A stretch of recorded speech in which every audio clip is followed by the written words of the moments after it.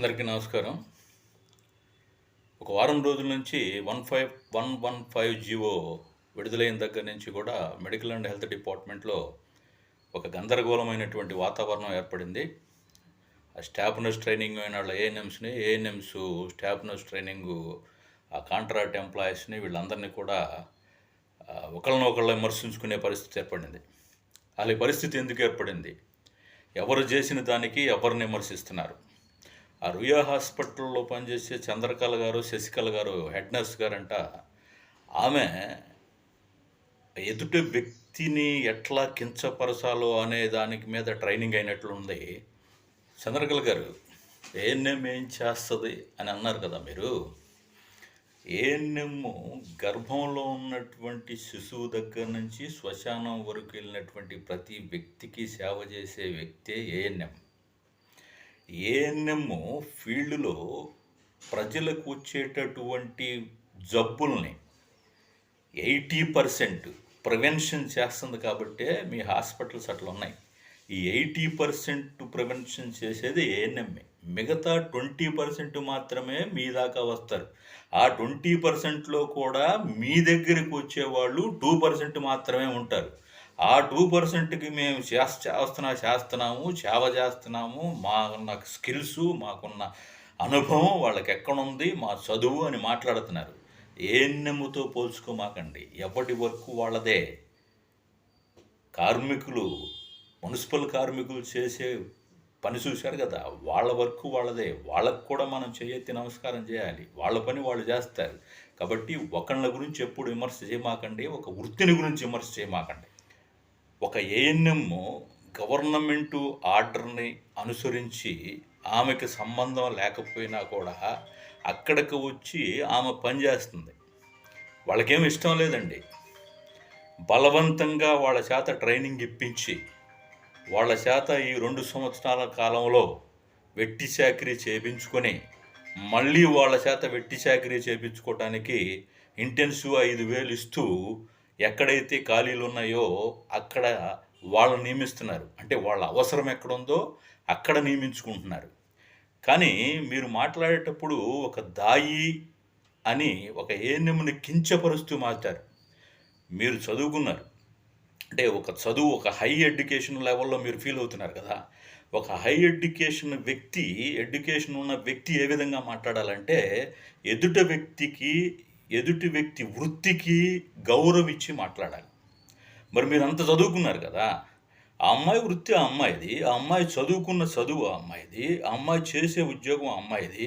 ఆ అమ్మాయికి ఇష్టంతో ఇక్కడికి వచ్చి పనిచేయట్లా, గవర్నమెంట్ ఫోర్స్ మీద వచ్చి ఇక్కడ పనిచేస్తుంది. మీరు అడగాల్సింది గవర్నమెంట్ని కానీ ఒక ఏఎన్ఎంని కించపరుస్తూ మాట్లాడుతూ దాయి అని సంబోధిస్తూ చదువు రాని వాళ్ళని చెప్పి కించపరుస్తూ మీరు మాట్లాడుతున్నారంటే మీ సంస్కారం ఏందో దాన్ని బట్టి మేము అర్థం చేసుకోవాల్సి వస్తుంది. మీరు చదువుకున్న ఆ చదువేంటో మీరు లంచాలు ఇచ్చి సర్టిఫికెట్లు తెచ్చుకొని ఉద్యోగంలో చేరినట్టుంది మీరు మాట్లాడు.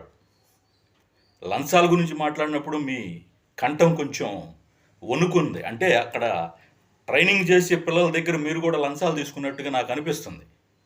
లంచాలు ఇచ్చి పాస్ కాలేదండి. వాళ్ళు కూడా ట్రైనింగ్ చేసి కొన్ని సంవత్సరాలు ఉద్యోగం చేసి ఆ గత గవర్నమెంట్ చేసినటువంటి తప్పిదాల వలన ఎంతమంది ఏఎన్ఎంస్ ఉన్నారు, ఎంతమంది కాంట్రాక్ట్ ఏఎన్ఎంస్, ఎంతమంది పర్మనెంట్ ఏఎన్ఎంస్, ఎంతమంది యూరోపియన్ ఏఎన్ఎంస్, అసలు స్టేట్లో ఎంతమంది ఏఎన్ఎంలు ఉన్నారు. ఆ ఏఎన్ఎంలు మిగిలిపోగా ఏఎన్ఎంలు రిక్రూట్ చేసినట్టయితే ఈ బాధలు ఉండేవి కాదు. ఆ ప్రభుత్వం అత్యుత్సాహం వలన, అధికారులు చేసినటువంటి తప్పిదం వలన విపరీతంగా 6,000 చిల్లర ఏఎన్ఎంస్ ఎక్కువైపోయారు. ఇప్పుడు వాళ్ళందరినీ అడ్జస్ట్ చేయాలనే ఉద్దేశం మీద ఈ ప్రభుత్వం కూడా చెప్పాల. ఉన్న అధికారులు వాళ్ళని అడ్జస్ట్ చేస్తుంటే మీరు వాళ్ళని కించపరిచే విధంగా మాట్లాడుతున్నారు. అంటే మాకు పర్మనెంట్ చేయమంటున్నారు. ఇప్పుడు మీ దగ్గరికి వచ్చి ఎవరైతే కాంట్రాక్ట్ స్టాఫ్ నర్సులు మీరు స్ట్రైక్ చేస్తున్నారో వీళ్ళందరి దగ్గరికి వచ్చి కొంతమంది నాయకులు సపోర్ట్గా ఉంటున్నారు. ఆ నాయకులు గతంలో కాంట్రాక్ట్ ఎంప్లాయీస్ని పర్మనెంట్ చేసినప్పుడు మిమ్మల్ని కూడా పర్మనెంట్ చేయమని ఎందుకని అడగలేకపోయారు? అది మీరు క్వశ్చన్ చేయాలి వాళ్ళని. ఇప్పుడు మీ దగ్గరకు వచ్చి మేము సపోర్ట్ అంటున్నారు కదా, మేము కూడా మీకు సపోర్టే. మీ హక్కుల కోసం మీ పోరాటం, మీ హక్కుల కోసం, మీ జీతం పెరగటం కోసం, మీ పర్మనెంట్ చేయటం కోసం మీరు చేస్తుంటే మనస్ఫూర్తిగా మద్దతిస్తాం మేము. కానీ ఎదుటి వ్యక్తి చేసే వృత్తిని కించపరుస్తూ మాట్లాడటం అనేది సరికాదు. అది తప్పు. మీరు ప్రభుత్వం మీద ఫైట్ చేయండి, మీ హక్కుల కోసం ఫైట్ చేయండి. ఎదుటి వ్యక్తుల గురించి ఎందుకండి? ప్రభుత్వం ఏం చేయమంటే అది చేస్తారు ఎవరైనా. అంతే తప్పితే వాళ్ళకి ఇంట్రెస్ట్ ఉండి చేయట్లా. అదొక్కటి గుర్తుపెట్టుకోండి. మీ నాయకులు మీ దగ్గరకు వచ్చే సపోర్ట్ చేసే నాయకులను అడగండి, గతంలో ఎందుకు అడగలేదని.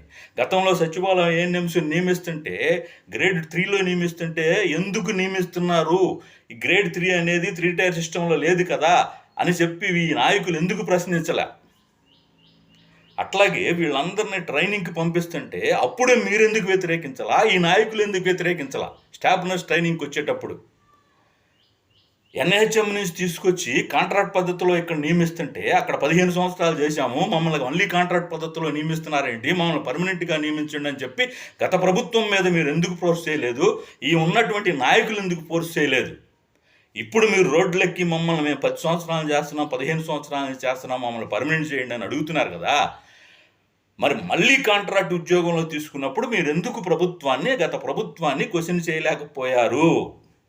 అప్పుడు ఎవరు నోరెత్తటానికి భయపడేవాళ్ళు. ఈ రకంగా ధర్నాలు చేస్తే ఏం చేసేవాళ్ళు తెలుసుగా గత ప్రభుత్వం.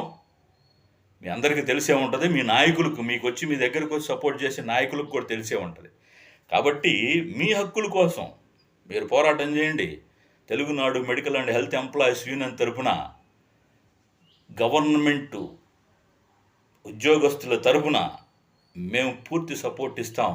అంతే తప్పితే ఒక వ్యక్తిని కానీ, ఆ వ్యక్తి వృత్తిని కానీ కించపరుస్తూ మాట్లాడుస్తూ, వేరే వాళ్ళ చేత మాట్లాడిస్తూ, స్టాఫ్ నర్స్ గారు అంటున్నారు బొచ్చుల్లో 40,000 వీళ్ళు ఇచ్చేదానికి మనం ఎక్కడ చేసుకున్నా వస్తున్నాయి. ఎక్కడ చేసుకున్నప్పుడు వెళ్ళిపోవాలండి, వెళ్ళిపోయి చేసుకోవటమే, లేదా ఫైట్ చేసి జీతాలు పెంచుకోవాలి. మీరు కించపరుస్తూ మాట్లాడకూడదు, ఏ వ్యక్తిని కించపరుస్తూ మాట్లాడకూడదు. నిన్న ఒక ఆశా చేత మాట్లాడించారో మాట్లాడిందో తెలీదు. ఈ ఆశా గారికి కూడా ఏఎన్ఎం పోస్ట్ కావాలంట. ఇస్తారమ్మా, నువ్వు ట్రైనింగ్ చేసుకొని నువ్వు పద్ధతిగా వస్తే ఏఎన్ఎం పోస్ట్ ఇస్తారు. నువ్వు చేసేది ఒక 1000 మందికో 7 మందికో చేస్తావు, అట్లాంటి 4,000 మందికి ఏఎన్ఎం చేస్తుంది. ఏఎన్ఎంకు సహాయపడాలని చెప్పి నేను ఉద్యోగంలో పెట్టుకుంది. అంతే తప్పితే నేనే ఏఎన్ఎం పని మొత్తం చేస్తున్నాను, నాకెందుకు ఇవ్వకూడదానని. చీఫ్ మినిస్టర్ పదవి కూడా అడుగుతారు రేపొద్దున మీరు ఇట్లాగే వదిలిపెడితే. మేమే చేస్తున్నాం కదా, అన్నీ మాకు తెలుసు, చీఫ్ మినిస్టర్ పదవి కూడా మాకు ఇవ్వండి అని చెప్పి అడిగే పరిస్థితికి మెడికల్ డిపార్ట్మెంట్లో ఒక్కొక్క క్యాడర్ వచ్చేస్తున్నట్లు ఉంది. ఒక పద్ధతి, ఒక పాడు, రూల్స్, రెగ్యులేషన్స్ ఇవన్నీ చాలా ఉంటాయి. ఒక పోస్ట్ క్రియేట్ చేయాలన్నా, పోస్టు నింపాలన్నా ప్రభుత్వం చేస్తుంది. ప్రభుత్వానికి ఇప్పుడు చేస్తున్నటువంటి పనికి ఏదో డాక్టర్స్ అయినా కూడా డాక్టర్స్కి రిజర్వేషన్ తగ్గించాలని చెప్పి ఇన్ సర్వీస్ కోటా తగ్గించారన్నప్పుడు కూడా డాక్టర్స్ చేస్తున్నారు. ఇవన్నీ కూడా గత ప్రభుత్వంలో తీసుకున్నటువంటి నిర్ణయాలని ఈ ప్రభుత్వంలో అధికారులు ఇంప్లిమెంట్ చేస్తున్నారు తప్పితే ఈ రోజు వరకు ప్రభుత్వం మెడికల్ అండ్ హెల్త్ డిపార్ట్మెంట్ మీద పలానా డెసిషన్ తీసుకుందామని చెప్పి ఇంతవరకు ఏ సమీక్ష చేయలేదు. సమీక్ష చేస్తే చాలా ప్రాబ్లమ్స్ ఉన్నాయి. చాలా ప్రాబ్లమ్స్ను ప్రతి క్యాడర్కి డిపార్ట్మెంట్లో గత ప్రభుత్వం క్రియేట్ చేసి వెళ్ళింది. ఆ ప్రాబ్లమ్స్ అన్నీ కూడా నిదానంగా ఈ ప్రభుత్వం పరిష్కరించే దిశగా పయనిస్తారని చెప్పి మేము కూడా ఆశిస్తున్నాం. కాబట్టి మీ హక్కుల కోసం మీరు పోరాటం చేయండి తప్పితే ఏఎన్ఎంను కానీ ఇంకొకరిని కానీ కించపరిచేటట్టు మాట్లాడకూడదు. ఆ విధంగా మాట్లాడినప్పుడు మీ సంస్కారం ఏందో మీరొక్కసారి గుర్తు చేసుకోండి. అలాగే ప్రతి వాళ్ళని, ఎదుటి వ్యక్తిని గౌరవించే విధంగా మీ ప్రవర్తన ఉండాలని చెప్పి స్టాఫ్ నర్సులు ఎవరైతే కాంట్రాక్ట్ స్టాఫ్ నర్సులు స్ట్రైక్ చేస్తున్నారో వాళ్ళందరికీ న్యాయమైనటువంటి మీ హక్కుల కోసం మీరు పోరాటం చేస్తే తప్పకుండా మేము మద్దతిస్తామని చెప్పి తెలియజేస్తున్నాం. నమస్కారం.